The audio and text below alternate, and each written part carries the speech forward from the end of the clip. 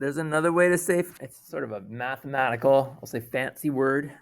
You don't have to remember this. You heard the term rational numbers before? Basically, it's a fancy way of saying a fraction. Sort of. All right. So, I'm not going to ask you to repeat this on it, like to give me the definition on a test, but I think it's worth just kind of showing you what the definition of a rational number is, because not all numbers are rational. There's different classifications of numbers. So,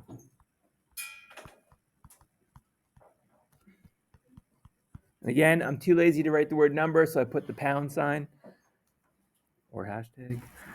Rational numbers are repeating or terminating decimals, because it means you can convert them into a fraction, which we'll go over later today or Monday or whenever we get to it.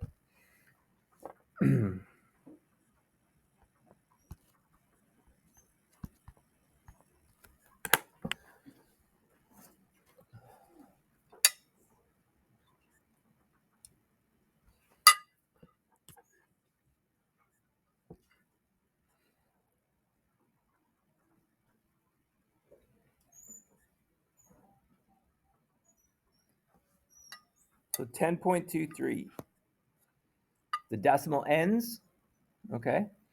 Therefore, you can essentially write it as a fraction. That's what it's saying. So we're going to learn this later today if you don't remember, but this is the same as 1023 over 1,000. If you don't remember how I got that, or if you don't know how I got that, that's fine. Like I said, we will go over that later today. So if it can be written as a fraction, it's a rational number. Okay? So obviously, if it's already written as a fraction, that's a rational number.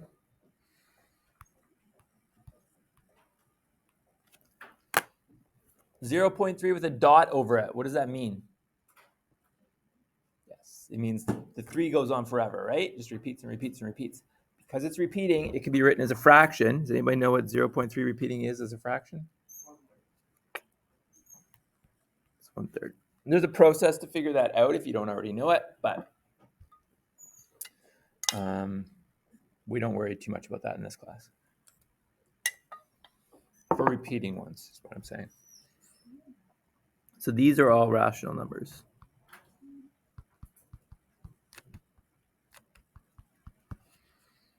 What about, what symbol is that? Pi. Does anybody know what pi is? 3.14, and it actually goes on forever. 159 ... It keeps going forever. Doesn't repeat, and it doesn't end. Okay? So if it doesn't repeat and it doesn't end, it is not a rational number. You cannot write it as a fraction.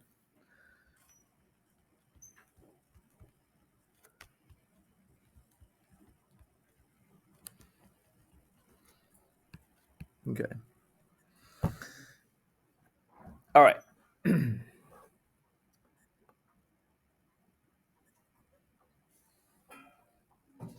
So let's get to fractions, the review.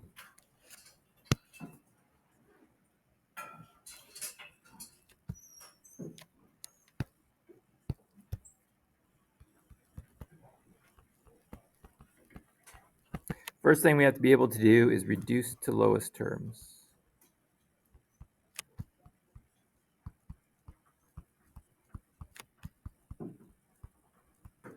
Lowest terms or simplest form, whatever you want to call it.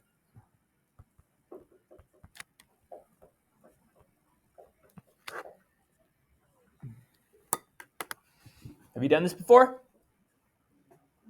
Yeah? So, I have 8 over 20.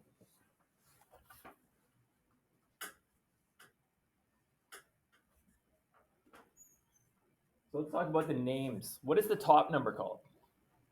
Denominator. That's the bottom. Top is the numerator. Numerator on the top, denominator on the bottom. So this is called the numerator. And this is the denominator. In a proper fraction, so later on we're going to look at mixed fractions and proper fractions and improper fractions. Right? Is this a proper or an improper? Proper, right? Because the top number is smaller than the bottom number. And improper has the reverse. The top number is bigger than the bottom. We'll look at those later. Okay, so numerator's top, denominator's bottom. How do I reduce this to lowest terms? What do I do? Yes. Does it matter what number? Well, they both have to be able to go. Yes, they both have to be able to divide into like a whole number. Can't have decimals in a fraction. Okay. So what goes into 8 and goes into 20? 2? 2 and 4? Both of them. Now, it doesn't matter which one you choose. Okay? If you choose, I don't want to say the wrong, but if you choose a smaller number, you're just going to have to do it more times. That's all. So let's do it with 2 and then we'll do it with 4. So if I have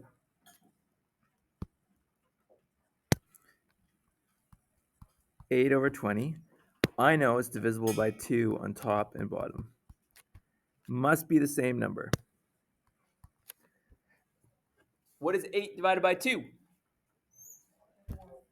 4. What is 20 divided by 2? And then you ask yourself, can I reduce that again? Yes, we can. What goes into 4 and 10? 2.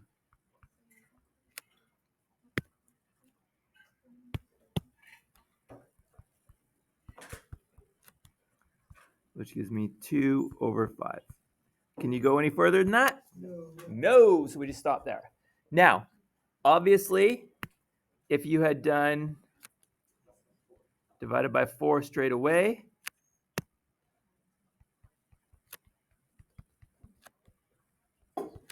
you get there faster.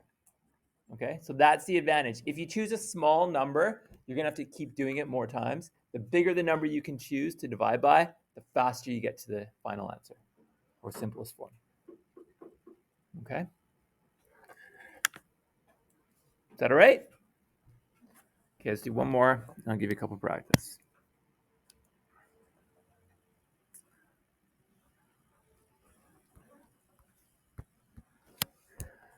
Negative 60 over 12.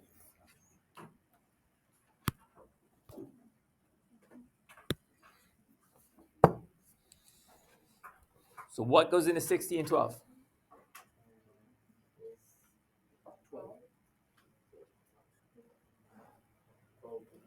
12. 12 is the largest one that you can use, right?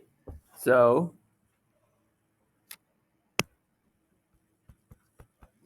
divided by 12, divided by 12. And we get to, what's negative 60 divided by 12? Negative 5. 12 divided by 12 is 1. You can leave it like that if you want to, but most people don't write numbers that way. What would you just write? Just negative 5, right?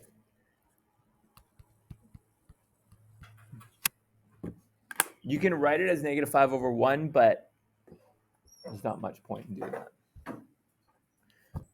How was that? Good? All right. So,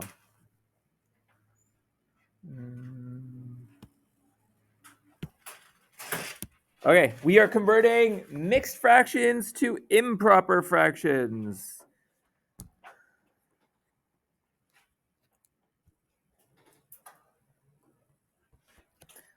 There's our mixed fractions. Everybody agree that is a mixed fraction? 2 3/4. Yes. All right. This is your first time in high school, therefore it's your first time in my class. If you take more math classes with me, you will come to realize that I despise mixed fractions.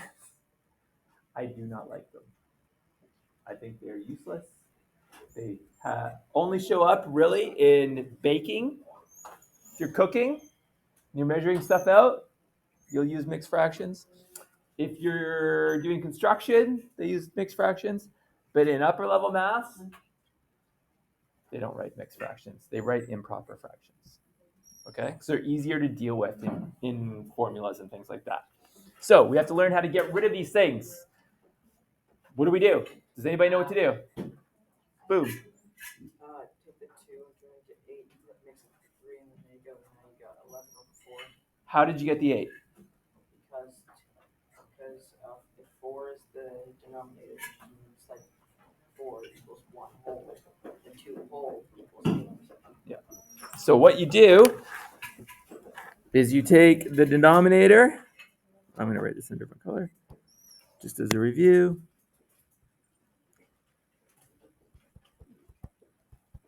You multiply the denominator by the whole number out in front, and then you take that number and you add, what do you call the top number again? A numerator. You add the numerator. So we go 4 times 2 equals 8. Add the 3, which gives me, what's 8 and 3? 11. The denominator stays the same. So these are the exact same thing. 2 3/4 is the same as 11 over 4. Okay, if you put that in your calculator, you'll get the same answer. You get 2.75. All right.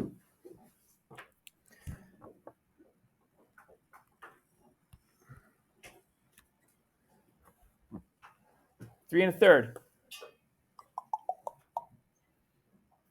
What does it become?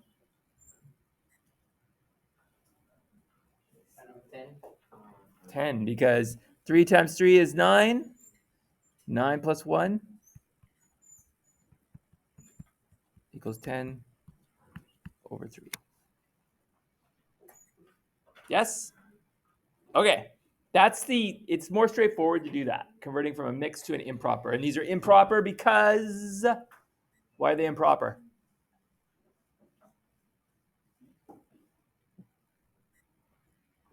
Ooh. Yep. The numerator is higher than the denominator. Yes. If the numerator is bigger than the denominator, it's called an improper fraction.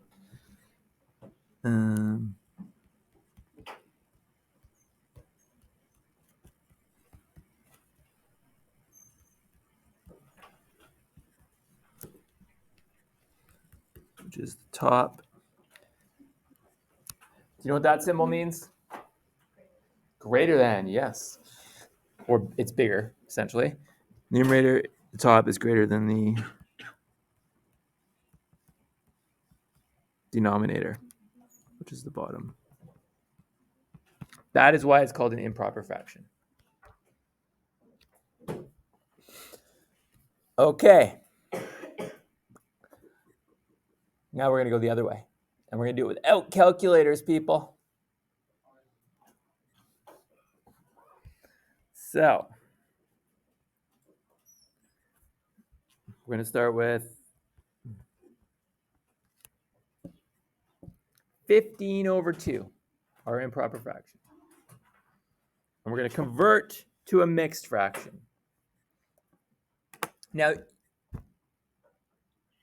hopefully you'll get to the point where you can just do this in your head quickly. All right? But we're going to go slow because we're doing a review and we've all have summer brain, or some of us have summer brain. So basically you divide the top by the bottom. All right? We're doing it without a calculator. So divide. Do we remember division? No? I mean, this is just a symbol. If you're dividing the top by the bottom, the top goes in the little division thing. Remember that little symbol? Do you remember this? And the denominator goes out here. So this is the denominator. And inside is the numerator. Numerator. Okay. How many times does 2 go into 15? 7 times, right? Does everybody agree with that? Because if you do it 8 times, you get 16, which is bigger. So you put a 7 up top. Boom. 7 times 2 is 14. What do you do with those two things? You subtract them. What's 15 minus 4? 15 minus 14. Sorry. You were right, though. It's 1. Does anybody remember what that is called? The what? Sorry? The process is called long division, but the number 1 has a special name. Starts with an R. I don't know who said it. Remainder. Yes, it is remainder. The remainder is what goes at the top of the fraction. So this fraction becomes 7, and the remainder goes at the top, and 1/2. Okay? So that's your remainder. Now, I would like it so that you don't have to do the division. You can just do this in your head. That would be awesome. But if you have to write it out, that's fine. So this is the remainder, and it goes at the top of the fraction. Denominator never changes. Okay? So we're going to do one more, and then I'm going to give you some practice. So let's do 17 over 3.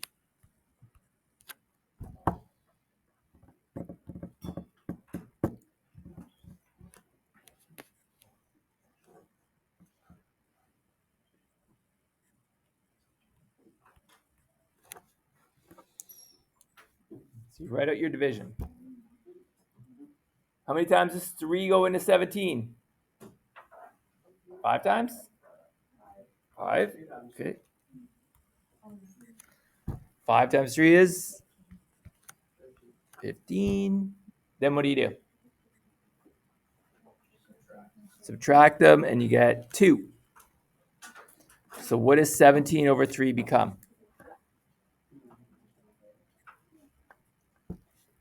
This is the whole number, sits out front. There's your remainder, which becomes the numerator of the fraction. And the denominator never changes. So it's 5 2/3.